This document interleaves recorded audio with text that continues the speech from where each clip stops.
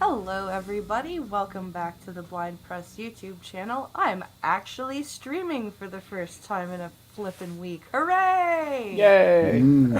And we are doing the Star Trek stream. And with me, we have Mr. Skeptok, Hi, everybody. Mr. Hammer, Hey. and Mr. Irate Prostate. Hey, y'all. And speaking of Irate Prostate, it is his turn for favorite episodes of Enterprise, and he picked the Andorian incident, Minefield, and he started with just Kirshara, but I think we all ended up watching all three, The Forge, Awakening, and Kirshara. I did. I I thought it made a difference. I skimmed the first two because I had already spent almost 2 hours watching the other two, so I was just skimming, but I did watch the full Kirshara episode. Something that occurred to me. Just I want to make a general comment about Star Trek, the stream, and everything else. The original series, part of its motto, or its motto was to boldly go where no man has gone before. And I just realized that is a general description of losing one's virginity. I felt like I needed to pass that on. Wow. Yeah. I just Oh, because you're on the wrong camera. oh, hold on. There, no, just Excuse me. That's what was going on because of the replugging in of the camera because of the wireless mouse. Yes, I was trying to figure out why everyone was staring at your titties in your whole video. I was looking at the YouTube tips for better listenership Sorry. on streams, and it said warm up your audience with some jokes. I wasn't even looking at the screen at all. Anyway, All right. so we'll start with the Andorian incident because we usually go chronologically and stuff. And this is a season 1 episode. Season 1, episode 6, and it basically centers around Archer and T'Pol and are going on an away mission to visit a very, very outlying basic Vulcan sanctuary, a religious sanctuary. And they end up running into a bunch of Andorians when they get there, who believe that the Vulcans have long-range sensor equipment hidden there. And they basically take Archer and T'Pol hostage, and it centers around their trying to escape and how they deal with the Andorians, and we discover that they in fact did have some long range sensor equipment down there after all. Oh man, but we'll get there in a minute. I think this was a pretty good. Would you call this a bottle episode? I would almost call it a bottle episode. A what kind of episode? A bottle episode, like because it's mostly in the temple, right? It's Yeah. Oh, yeah, like it's a staged play, more like a stage thing. Yeah. yeah. I can see A that. bottle episode is an episode that doesn't pertain to anything else. It's Yeah. just it's in its own bottle. Oh, okay, so then I don't. Then I would don't. I don't know if I would call it that then because this introduces us to the The Andorians. Andorian Vulcan conflict. Yeah. Yeah. And it kind of starts painting the Vulcans and there's a lot of bullshitting going on with them. Yeah, the you know? high and mighty. Yeah. Yeah. The, Better than thou. we're obviously better than you because Yeah. logic. Yeah. Logic. Logic. Logic. So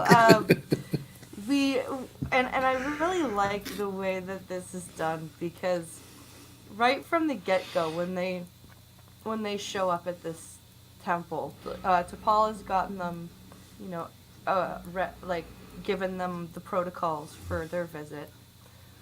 And right away, she's figuring out that something is wrong. Because they get there and the door is all fucked up, right?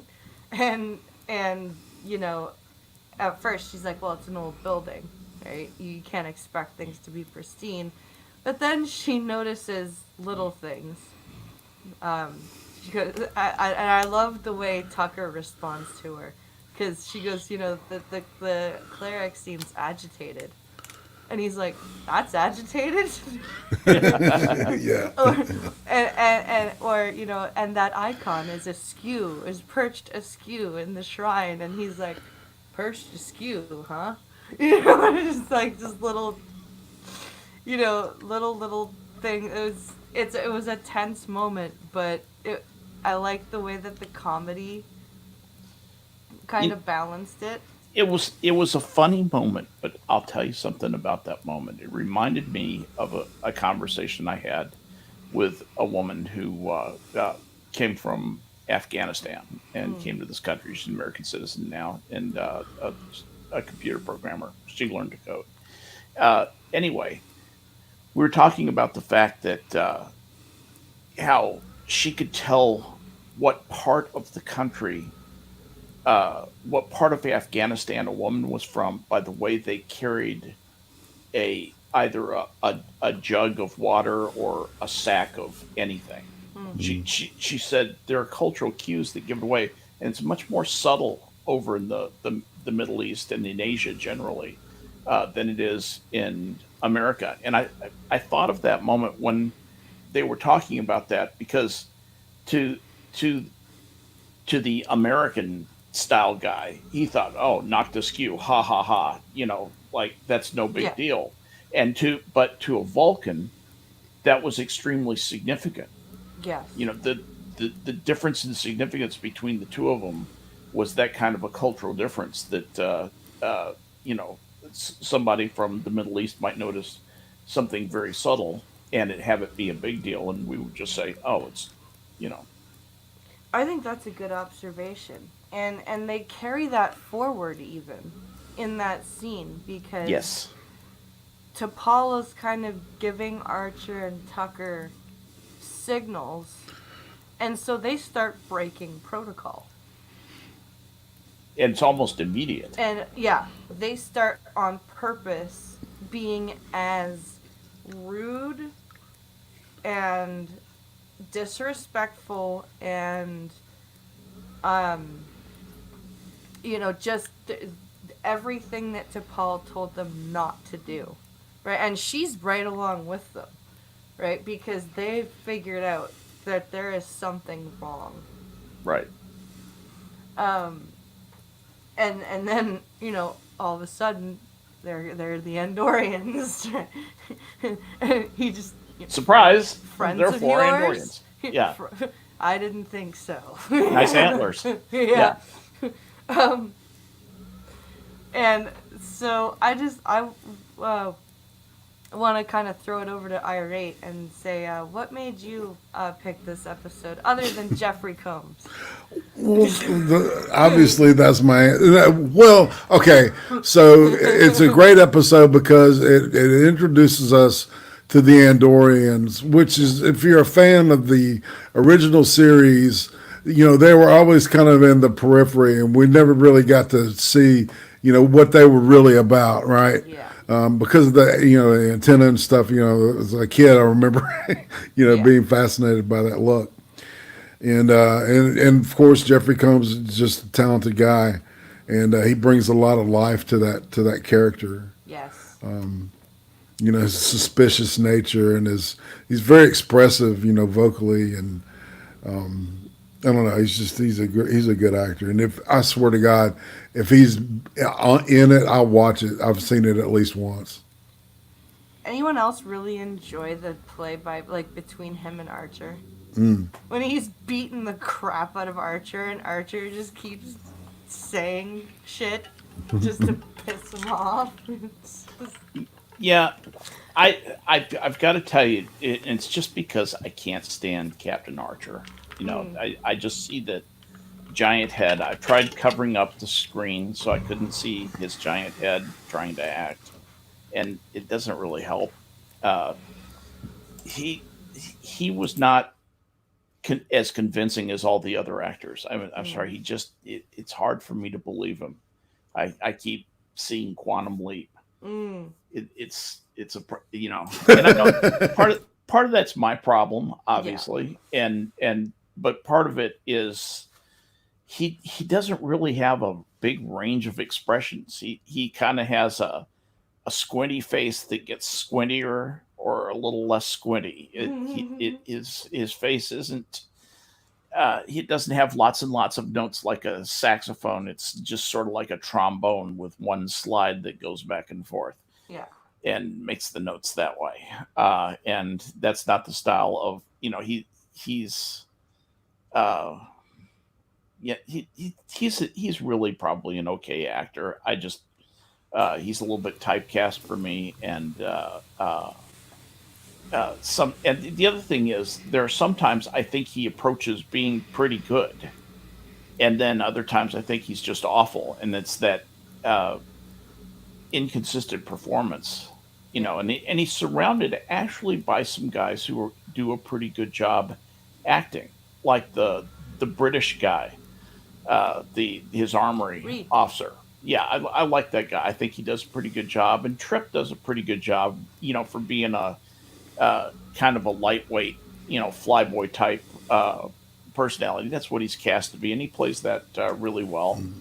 DePaul does a good job. I'm sorry, I didn't mean to give a rundown of my opinion of all these, but my point is that they all seem to be doing a better job of acting than Archer does, to me most of the time, and that detracts a lot. I just think they could have cast a better captain. I guess they should have cast Picard. I see, but I kind of think that he fits the era that he's in, if that makes sense. Like the way I've heard that argument. the way Archer is, Yeah. it kind of fits, um, because and you see the really it's a really much more gritty type of thing, and it's really cool to look at the progressions of the series, because you got Enterprise, which is like there's some pretty dark shit that happens in some of the episodes, like if like because you didn't get to chance to watch Hammer's picks last week, the augments and shit, like holy fuck. And then you get TOS, which there's a bit of grit, there's a bit of you know as Picard calls it in TNG, cowboy diplomacy, right? And then you get to TNG, which is all very fine and neat and nice, right? It's a very interesting progression, and I like that Enterprise, even though it was the last series to be written, it kind of did a very good job of seeming like the first. Yeah, I will grant you that, and they did especially a good job with the sets and the props. In addition to most of the actors. I like the little arguments between in this episode, where Archer's like, he's sitting there, and to Paul, oh, violence is not the answer here, and he's like, what are you just going to let these people come and basically desecrate your beliefs and your culture, and you're just gonna let them walk all over you? And then there's a young Vulcan monk who near the end, he's just what, he's right. Yeah, yeah, We need to protect ourselves. We need right. to there is a logical course or cause for violence sometimes.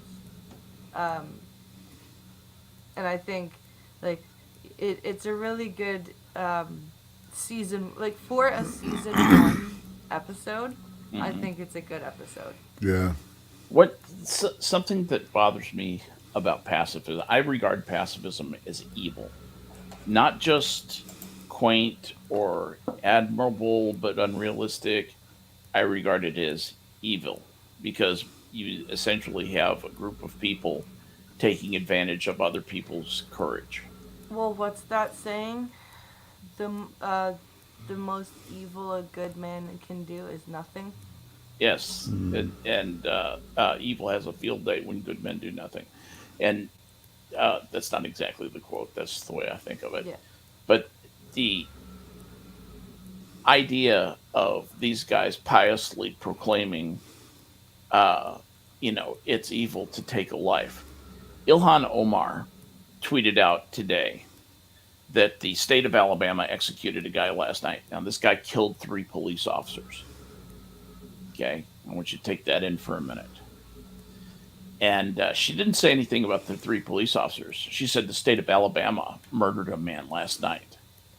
No man has the right to take the life of another.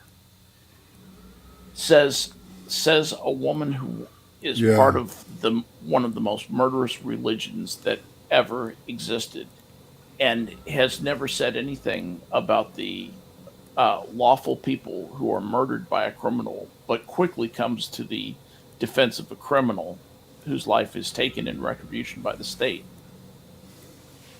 That when I saw those monks in that temple, I thought of her. That's what she is, and she is evil. That got heavy in a hurry, didn't it? So have I just basically killed the conversation here? Because I don't hear anybody else talking. Or do I need to do I need to just shut up, or? No, man. So, Uh, what were there any? Do we have any more like things that we want to mention about this one before we move on to Minefield? Yeah, it was directed by Roxanne Dawson. I just Oh, got was to it? point that out. Yes, it was. Oh, Just shit. point that out. Yep. Yeah, man. It's like I said, it's just one of my favorite episodes that I remember. It's when I saw Shran and the something. The antennas were really, really well done. Don't And- get your antennas in a twist. Yeah, and the way that they were moving, they would move like they would like point in the direction of the person he was fixing to look at. It was kind of cool, So I don't know. I'm into visuals It- and shit, So.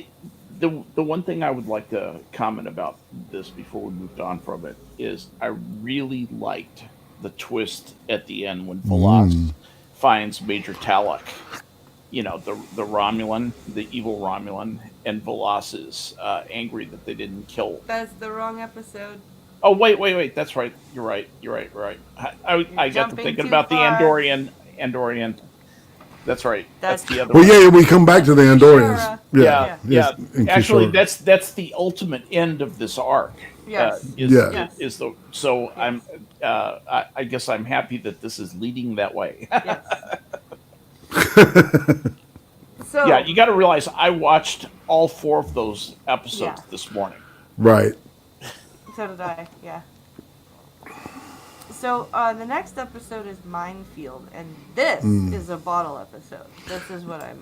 It's definitely a standaloner. Yeah. And I loved it. What did you like about it? For many reasons. So Okay. first we have a great dialogue between an officer and his captain. I love those scenes between Archer and Reed. Well, now to summarize this episode, Enterprise is exploring an M-class planet. They detect an M-class planet, so they move to explore it, and they accidentally end up in an old minefield.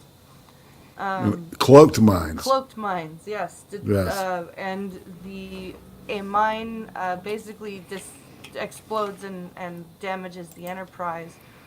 And then they discover that another mine has basically magnetized itself to the hull of the ship and lodged itself in a I think it was like a plasma or a fusion reactor, something like that, something where it needed to be disarmed in order to remove it was jammed in a plasma vent or something like that.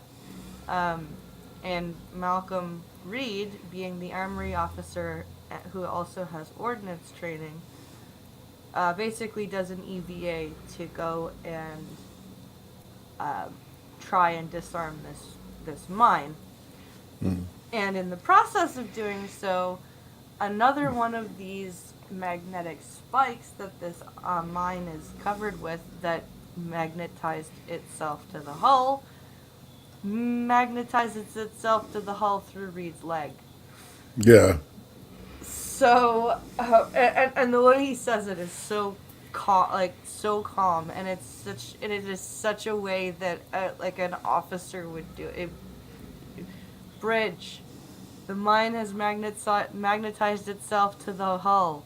Is there a problem, Lieutenant? Yes, sir. I'm in between it. It's in my leg. Just. And then we also get introduced to the Romulans in this episode. And I guess like if we're going by the timeline, then this would be maybe the first encounter with Yep. Romulans. Yep. So. And I love how Hoshi's like the Romulan Empire, and T'Pol's like Romulans. It's pronounced Romulans. But it's the first time we see the Romulans, and they are saying that they have annexed the planet in the name of the Romulan Empire, and they're basically saying, get out of this system or we're gonna destroy your ship. So they have to leave at impulse with Reed spiked to the hull through his leg, and Archer is out there with him, and Reed is basically talking Archer through disarming this mine so that he can, because they can't just cut the they can't just cut the mine off because there are detonation circuits in all of the magnetic spikes. So they have to disarm this mine in order to do anything to getting Reed off of the spike. And I think this episode it's a great standalone. It's got great dialogue.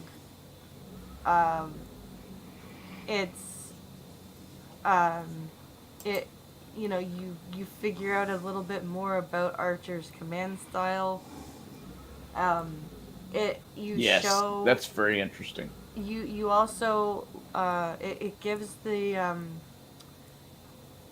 opportunity for Archer to bond with more of his crew, because we kind of have been jumping all over the series, and I haven't watched the whole series yet.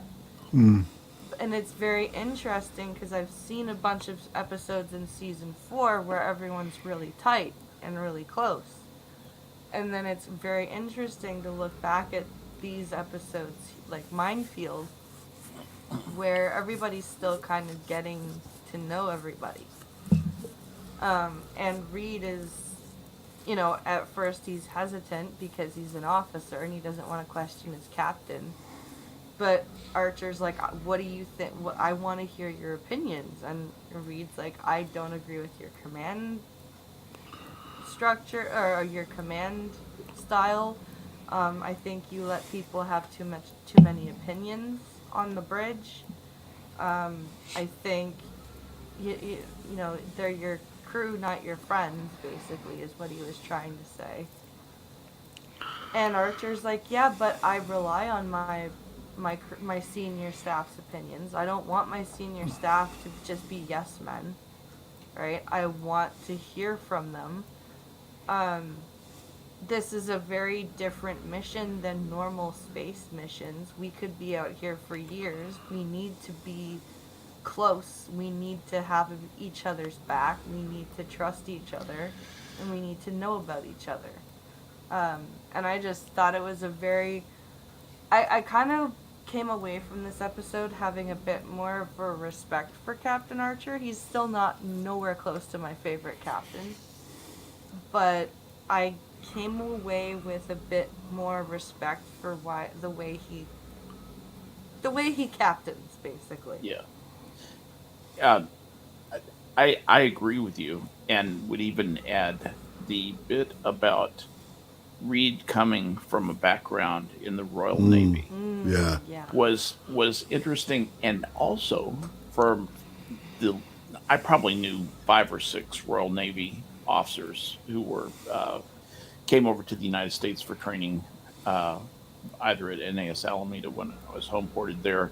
I knew a couple there. I actually probably knew 7 or 8 down when I was at the Naval Postgraduate School, and they were over here to get a master's degree or a PhD there at the school, and they tend to be very, very conservative, and the captain is the absolute.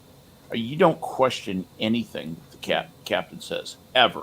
I mean, it simply isn't done, old chap.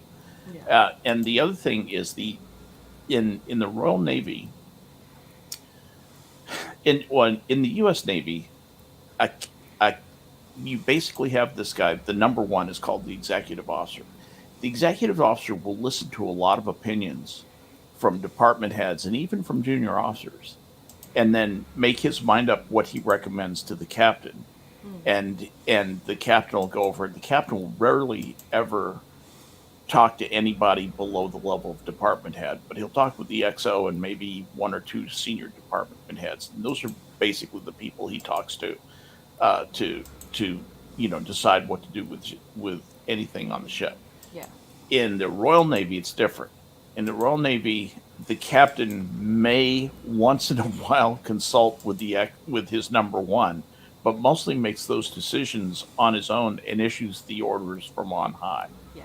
And rarely it gets any pushback. If he gets any pushback at all, it's always from his number one. He would never get it from a department head. And so it's and I found that that was a very interesting parallel to the difference between the American Navy and what I perceived the command style and management style differences between the U.S. Navy and the Royal Navy to be between the Royal Navy and the Federation Space Service there.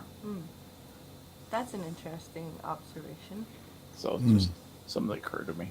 I liked that story about Reed's uncle, who was aquaphobic. Yes, But sealing ended up- himself up in engineering Yeah. to keep the reactor going, and then So his crewmates could escape, and Right. then he went down with his ship. And of course, you've got Archer going, I understand where you're going with this, but we'll have to save those heroics for a different time, please, right? Yeah. And then, Reed, there's one point where Reed actually tries to suffocate or take his oxygen offline. yes, he pulls his and the captain just seals it back up and then gives him some of his own oxygen so that his level goes back up to normal. And he's like, great. Yeah, exactly. And he actually did have a pretty good expression on his face, like, I need this like a hole in the head. I need this. Yeah. Yeah. So thanks a lot. Make it more complicated. Misplaced heroic, you stupid fuck. Yep. Come back. I need you. And It was a good plot device too, though. I was. thought. that was as good a plot device as the next thing that happened was bad. when they got the space shuttle hatches and maneuvered the space shuttle hatches to use like shields against this what they call a thermokinetic explosion. Yeah. And see, here's the problem. In space, there's no shockwave from an explosion. Okay, because there's no air out there. No. Okay, so if there's material thrown off from the explosion, yes, that could hit something and push you away. But you're not going to have that big woof, that big force, that blows you, many feet back. And they showed that in space. And I thought, mistake, that was wrong. And then the other thing is that if that was really a thermonuclear explosion and they were that close to it, that both of them are going to get a fatal bunch of neutrons no matter what those spacesuits are made of. Mm-hmm. Neutrons are neutrons. They're slippery little devils. They have no electrical charge and they slip between particles. Doesn't matter how dense they are. They just go right through. And they tear up your atoms. And that's how they kill you. That's the way neutron bombs work, for example. Yeah. And so they kind of I guess you could say they made a big ask of the audience, ask for a big suspension of disbelief right there. Yeah. And but really did some contradicted physics badly, especially with them being pushed away in space. They just would not have been pushed away at all. No. Well, yeah, but there would have been flying debris. Not much. Did you see how the size of that bomb? Yeah, I know, yeah. Was tiny. It was a couple of little test tubes, basically. Yeah. So Irate, what did you like about this episode? What made you pick it? The tension. It was a really good tense episode. It was it had rhythm to it. And there was a lot of dialogue driven.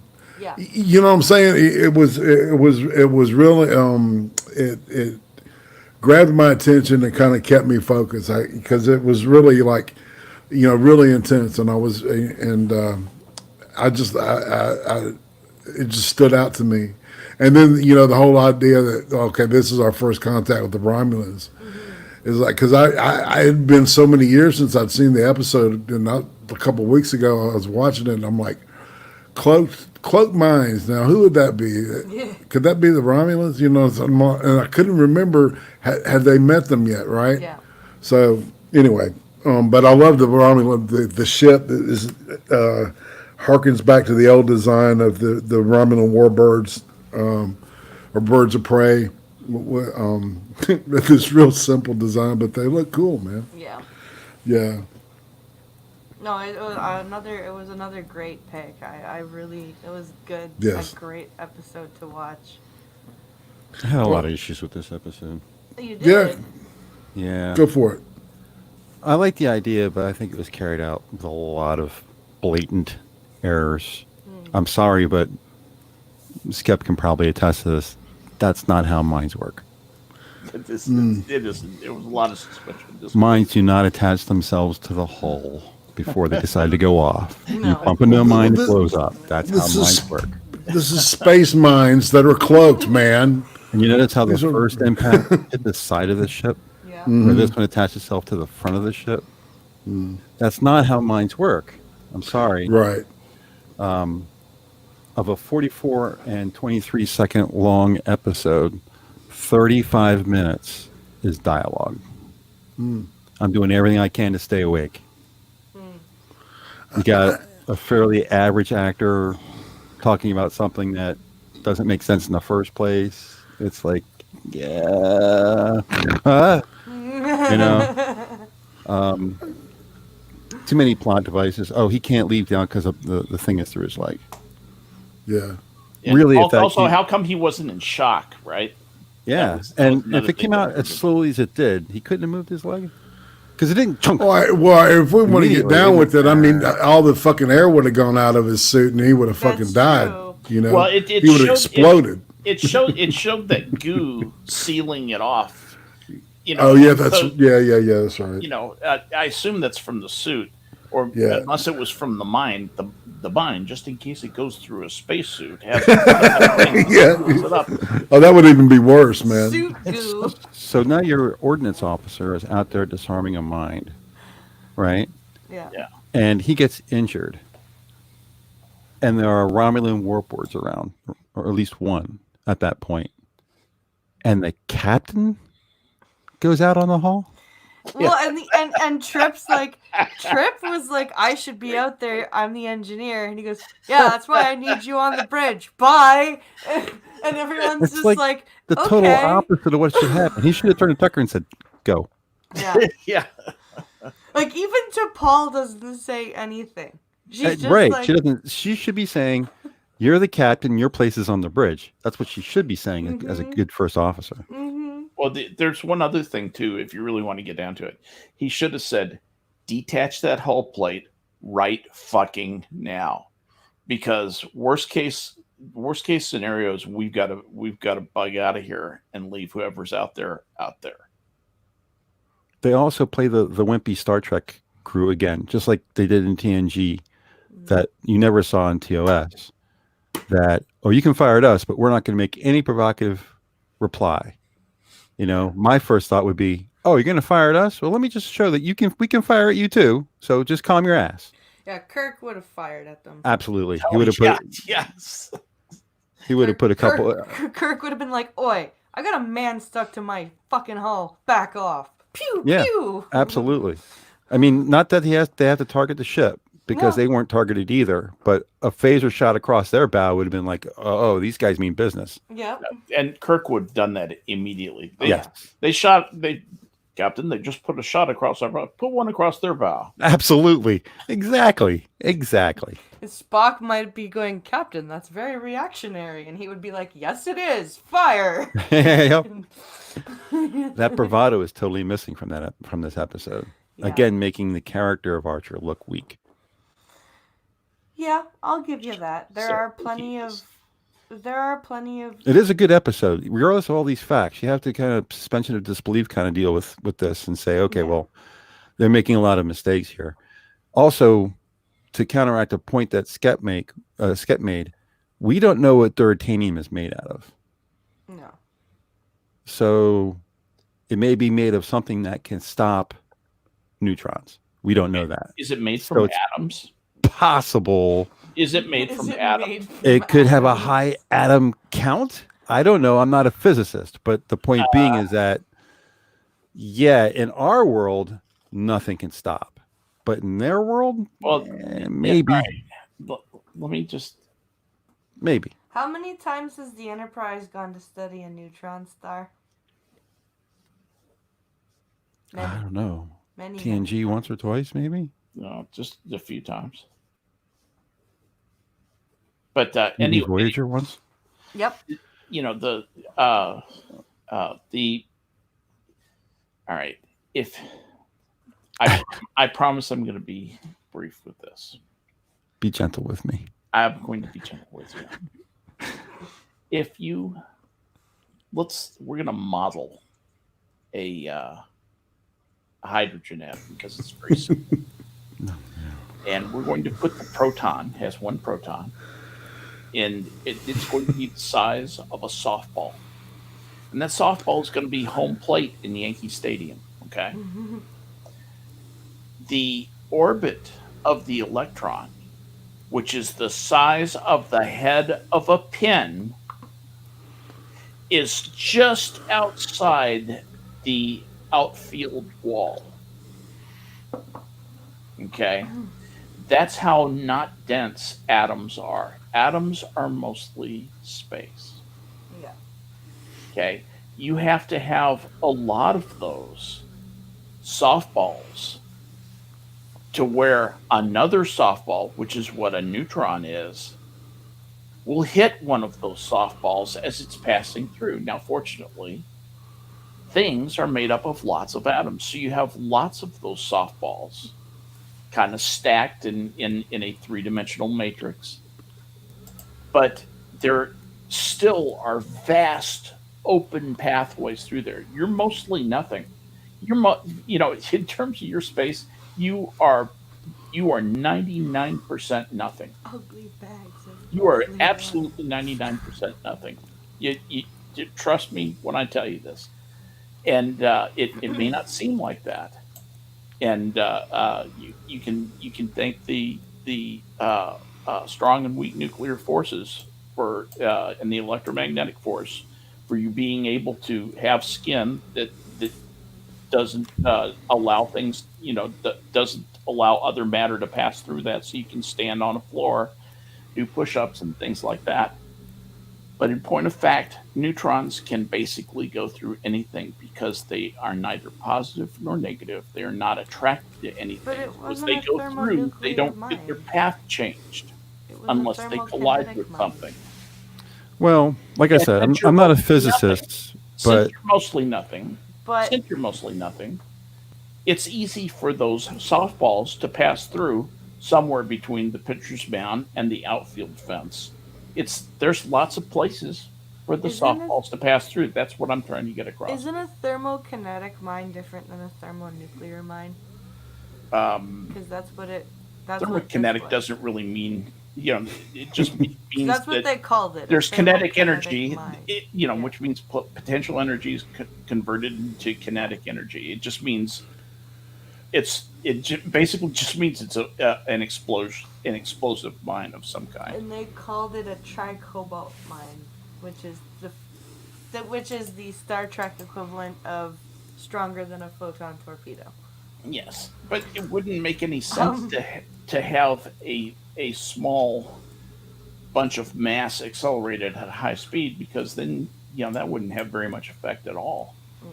what it really sounds to me like is it's an explosion device that doesn't exist in our time, Oh wait, being what? deflected by a compound that doesn't exist in our time. yes, I would agree with that. Well, yeah, you can always go to the God's mysterious ways, or magic or whatever. Thermokinetic. Let's just see. Thermokinetic mine. So should we move on to the third? I'm not getting anything on Google, by the way. Yeah, no, I think thermokinetic is like one of those Star Trek, Yeah. Buzzwords, yeah. Yeah, it's words. a word. It doesn't really mean that. got to align, No got to align the phase relays now. Yeah, no, Right. right. No results found for thermokinetic mind in quotes. So, mine in quotes. You got my hyperspanner? Yeah, exactly. Yeah, want to go on a snipe hunt? So Okay. the third episode is actually a three-parter, and I only skimmed the first two, but I watched in full Kirshara. But basically, it's the arc to the Andorian Vulcan conflict. There's not in this doesn't happen in Kirshara, but I think it's the Forge or the Awakening. There's a bombing at I think it's the embassy on Vulcan, Yeah, the Earth Embassy on or Vulcan. the Earth embassy in Vulcan, and T'Pol's mother is killed, and she happens to be part of a movement called the Sirenite movement, which is thought of by the Vulcan High Command as a, quote, radical faction of Vulcan, what's the word I'm looking for? Belief. They believe that the teachings of an ancient Vulcan called Sirach are hidden in an artifact called the Kirshara, which the High Command is convinced is not real. And the High Command is busy trying to basically start a war with the Andorians by making it seem like the Andorians have stolen the Zindi weapon all the way back from season 3. Right. That Archer actually destroyed, but the High Command is trying to make it believed that the Andorians took it back to their home world and have equipped their ships with variants of the Zindi weapon. and then they are going to move on Vulcan. And it's interesting because like the leader of the Vulcans is like he almost acts like it's like the Vulcans are like at a crossroads, right? And they can either go by the way of becoming another Romulan type authoritarian government, or they can go the philosophical way, right? Yeah. And their leader is definitely wants to go the Romulan way. Yes. Yeah. And we also have Archer, who somehow is carrying the chakra of Sirach. And T'Pol is having a big issue with this, because I don't think at first she believes in the Cyrenite way. Can I interrupt for just a second? Sure. Just a moment to go back to Minefield. Sure. They can't understand what the Romulans are saying, yet the Romulans are an offshoot of the Vulcans, and T'Pol can't understand what they're saying. Not even close. How long ago did they offshoot and go to Romulus and Remus? They developed an entirely different language when they split off. Well, I can't understand. Right, I see what you're saying. It doesn't make. It seems like they would be similar. Because I there's mean, even I'm not Spanish, but if I hear somebody Spanish speaking, I can pick out words that I recognize. if you look in the episode of Reunification in TNG, there's even a scene where there's a young Romulan man who brings a Vulcan, like I think it's like the equivalent of a Vulcan an abacus or something like that. That their parent it was like a Vulcan child's toy but it's their languages are supposed to be similar, aren't they? That was what I was always. Anyway, I didn't want to interrupt Kirshara, but it was on my list of things that bothered me about the first one. I just happened to miss it. About Minefield. Anyway, we can get back to Kirshara. So Archer is also basically possessed by Sirach at this point. Yeah. And T'Pol is, I think at first doesn't believe it. I think her resentment. She had resentment towards her mother for believing that. Yeah. And then she identifies as being a member herself later, Yes, she does. which I thought was interesting. I was trying to figure out if she was doing that as a device to get them away from Archer, or if she meant Exactly. it. I was having trouble figuring that out. Me too. That's kind of why I brought it up. So what did you think about these 3 episodes I rate? Well, because of the events in the Kirshara, I initially just picked that episode, and then Polly had pointed out, well, it's a part of a 3-parter, and so I said, if everybody wants to do it, then we'll do it, and so. But specifically, Kirshara establishes, all right, Vulcan's, decision to take the path towards logic and The philosophy. Vulcans that we know. Right, exactly. Yeah. They're not the suspicious spying, dudes that we met, 4 years ago. Yeah. These are completely, they're becoming the ones that we know of with Spock, and Serac, his dad, etc. So, and it was cool to see T'Pol because she's the one that gives Spock the Kolinar in the movie, right? As an old woman. So I thought that was interesting to put her in there. Yeah. And did y'all catch that, Hammer?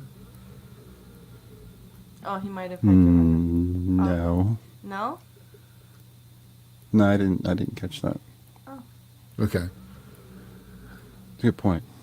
I really enjoyed the at the end where the Vulcans are, we see that they're taking the path towards the Vulcans that that we know, but we also kind of see the fact, them basically telling Archer, yeah, you know what, you have proved to us that you are ready to be left alone, basically, and you've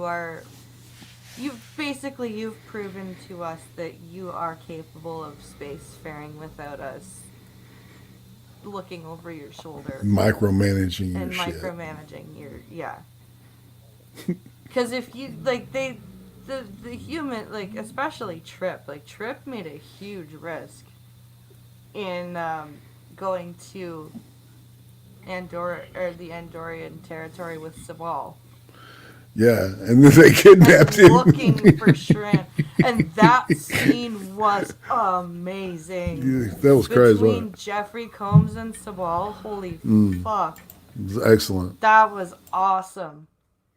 And you've got, Shran's using this device where he's basically scrambling Sabal's brain, and it's affecting his emotion suppression.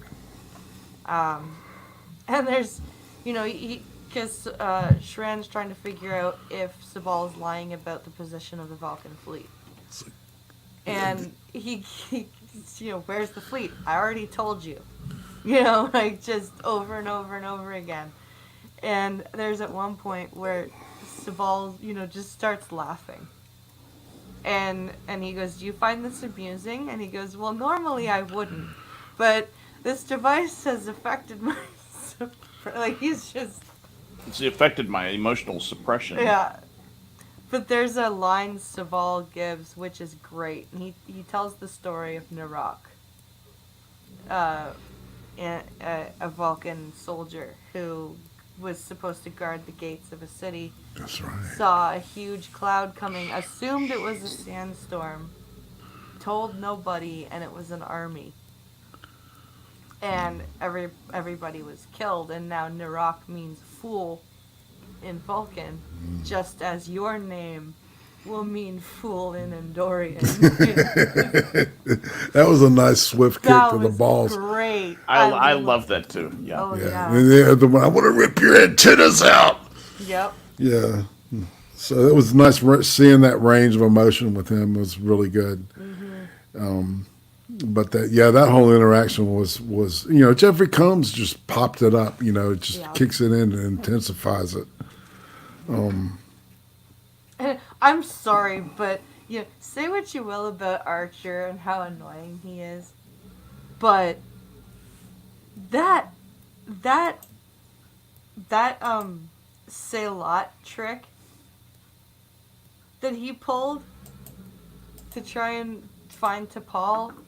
He's doing a Salat call, and everyone's and the guys are, "Oh, Salat," and they're just coming and looking for it, and all of a sudden Archer's just surprise, he just pops What? and it's Who was it who was doing the imitation of the Salat? I think that wasn't that Archer or No, the Serenite lady that It was was the doing Serenite lady. but Archer was with her, I Yes. think. Yes, But- Archer came from the side when they showed up. He blindsided the guy and clocks him. But you could totally tell that was Archer's idea. Yes, yeah, That is absolutely. such a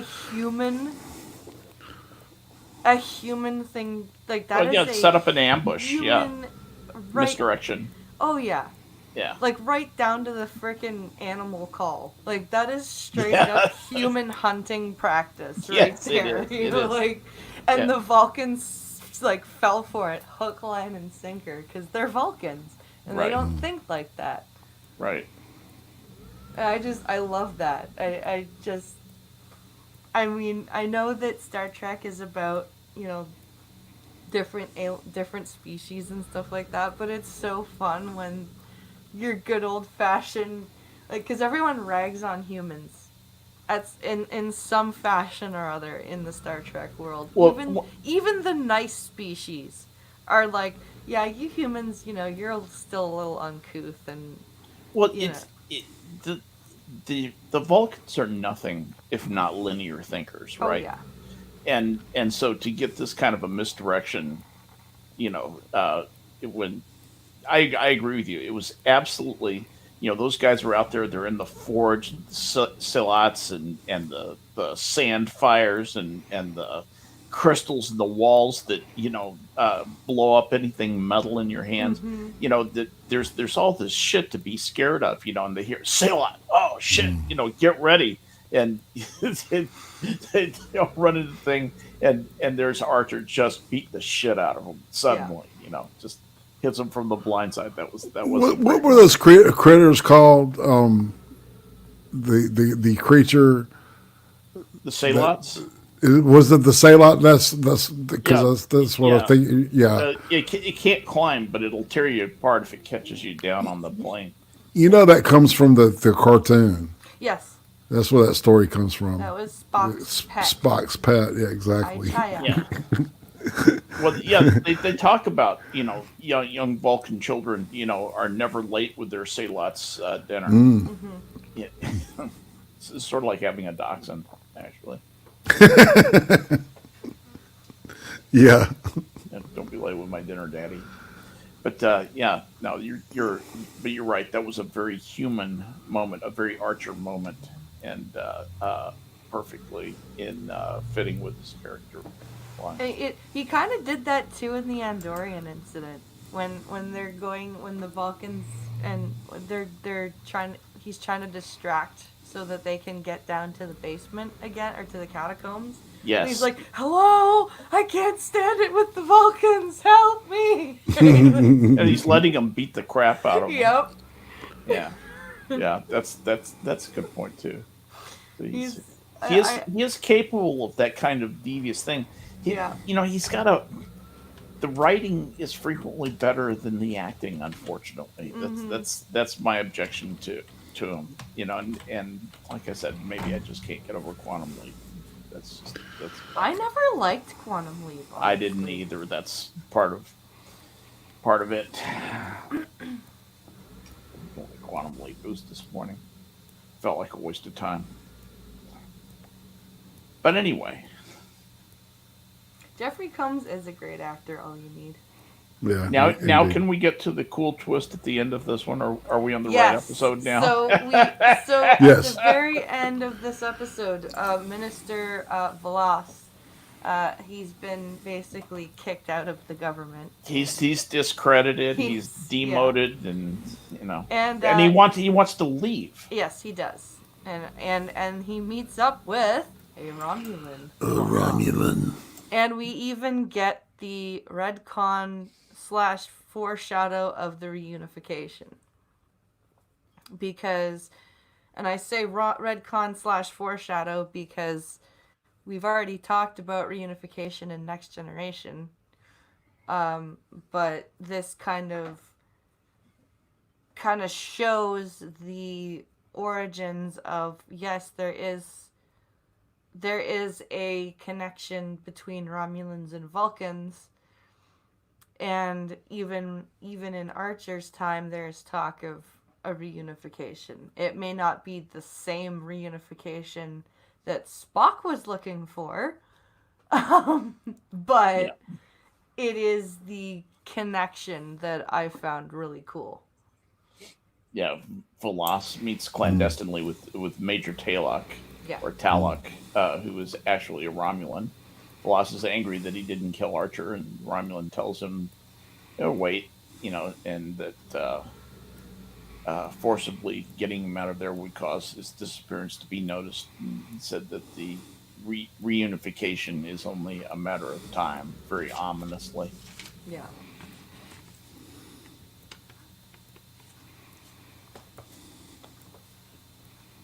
That was a really cool little connection. I had always thought that the Romulans were this descendant group of people whose origins were seeded by this ancient group of people who went through the galaxy seeding planets, and the Romulans were one of these seeds, or that they were part of Sargon species or something, and that I did not realize that they were Romulan. Was that something that just happened in this series where they decided to make them descendants of Romulan, or was that something that I missed in some other No, series? Vulcans and Romulans have always been known to be. Always been related. So the Romulans were never thought to be seeded by the ancient billions of years ago people. Oh yes, they were, Oh, they were. but they're still. When did that not be true? When did that become not true? No, it's not. It's there was in the chase. There was that puzzle. Um, but they were basic. They were saying that they were descendant. They were seeded like all of the humanoid species were descended from it. So, but That the doesn't mean they that- weren't separately descended from it from the Vulcans. They were descended from the Vulcans. They were the raptor children of the Vulcans or something. Yeah, they're offshoots of the Vulcans, but I think Okay. that the So the Romulans were never seeded independently by themselves. They were always part of the Yeah. Vulcans. Okay, Yes. I was not clear on that at all. Well, all right. So when they find the genome like that, God, when did that happen? Was that in TNG? yeah, that was 620. Right. The humanoid, when they find that, they find that Did you that just give the year and episode that happened? I just want to make sure that The you did season that. and episode, yeah. Jesus Christ, dude, I'm telling you, man. she's awesome. I told you, Fucking amazing. it is. That just I'm completely. I will never say I know anything about Star Trek again. But they definitely have the same base genome, Yeah. right? So who knows how that happened? That's that's an interesting thing that we'll never find out, Yeah. because good writers obviously are going to gravitate away from anything Star Trek, or they'll be repelled by the money fuckers. So who wants to go next? Should I go Yes. next? You go next. I'll go You next. go You next. go next. So I have 2 episodes picked already. All right. I'll give you the first one. It's Shuttle Pod 1. which is Shovel Pod. From season 1. I think it's episode 15. Yeah, It's the one I- where I think it's the one where Reed and Trip get stuck in. Oh, yeah, Yeah, it's the one where Reed and Trip get stuck in. Oh, the I've ship. actually seen that one. Yeah. yeah. Oh, cool. That's Well, a I've really actually good seen. episode. Very good. I know And that then one. I've picked Regeneration. which is Regeneration. which is season 2, episode 23, I think.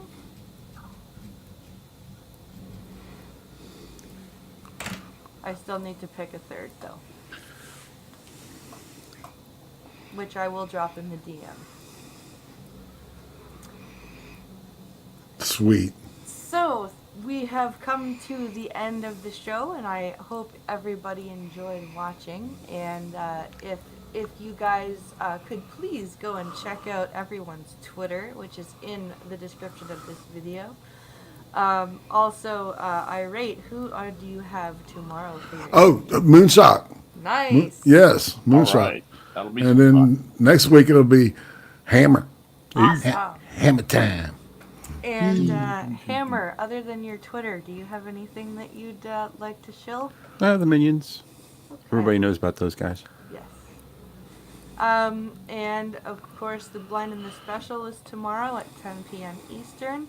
I might do a Twitch stream tonight. I'm not sure, so keep an eye on my Twitter. And my Twitch channel is linked in the stream description as well. Pincalo may be doing a stream with the boys just after this. He may go bobblehead hunting in Fallout. but the boys love watching him go bobblehead hunting, so he may go live so you guys can listen to them tell him where to go, because that's always really funny. And Scap, do you have anything to show? Are you doing Just Minions or anything? yeah, or- Minions on Tuesday night. Come and join us, and of course, Lord of the Rings Yes, that's tomorrow tomorrow, right? yeah, noon Central Time, 1 o'clock Eastern Time, and we will be discussing the Lay of Luthien and all things pertaining to the stories of Beren and Luthien from the Silmarillion. And if you want a Lord of the Rings reference that's in the Fellowship of the Ring, Frodo hears Strider humming a song and says, "What woman are you singing about?" And he says, "Oh, I'm singing the Lay of Luthien," and she was an elf maiden. And Frodo says, "So what happened to her?" And Aragorn says in a real melancholy voice, "Oh, she died." She died, yeah. And if you remember that scene, that is what we will be exploring is the actual story behind Beren and Luthien, the mortal male and elf woman, who got together and had a Her very other romantic name was and ultimately, Tinuviel, right? yes, Yeah. Luthien Tinuviel. Yeah. And she was pretty as a picture. Yeah. You know, I was just a kid when they were going out. But yeah, it's wonderful, a wonderful story. It really is a wonderful story. It's a Yeah, very it beautiful story, and like a lot of that sort of story is very ultimately very tragic. So Yeah. it's kind of fun. So go watch Come that join on us. Maddie's House of Geek channel. Yes, Maddie's House of Geek. Thank you for saying that. And like I said, we'll be doing that. And then, other than that, just my usual hijinks on Tuesday night with Minions, and Wednesdays with we're Scap. gonna do with Wednesdays with Skep this week. It's Logan gonna is be kind of a- Logan is actually going back to preschool on Monday. He's no, feeling better. no more so- strikes or coronavirus No, or yeah, I will actually be streaming this week. outstanding. I look forward to it. All Anyway, right. thanks for having me on. I really appreciate Thank being a you part of all. this stream too. Thank you all for watching, and thank you to my panel. You guys are awesome. And have a great rest of your Saturday. We'll see you next week for more Star Trek. Bye, Bye, guys. everybody. Bye, everybody. Bye, Fuck folks. it, we'll do it live.